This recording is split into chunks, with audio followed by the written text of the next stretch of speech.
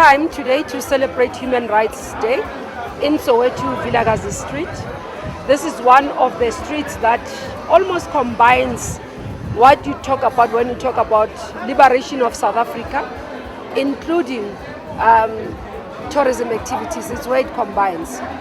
Human Rights Day today, it's about also, when we talk about liberation, we attain our freedom.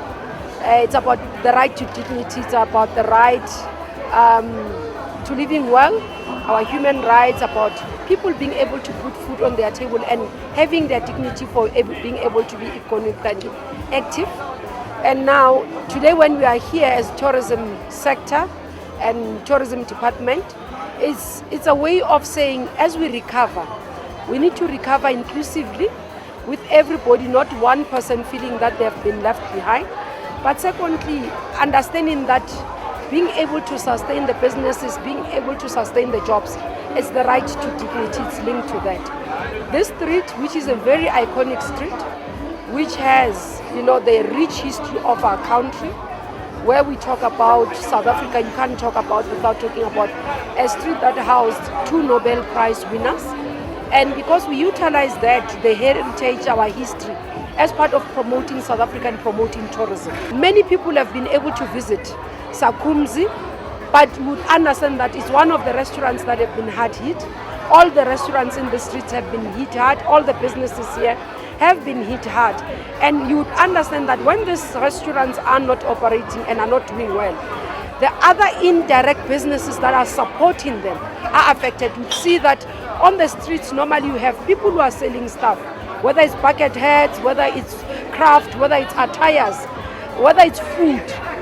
They are supporting this value chain of tourism.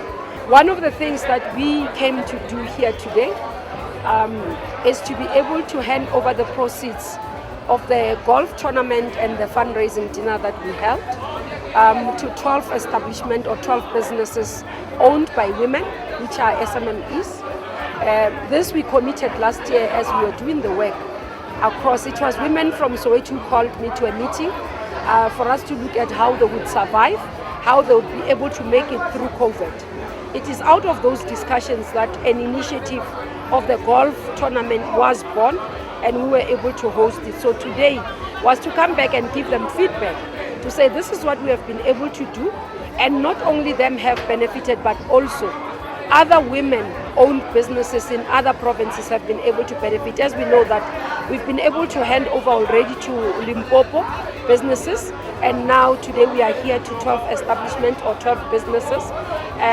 handing over sanitizers, facial masks, which are cloth masks. We've been able to hand over the shields, where it's the screen shields for like your reception, where people can be able to mark between client or a traveler and the person that they are helping. We've been able to hand them over the temperatures so that they can be able to comply as small business.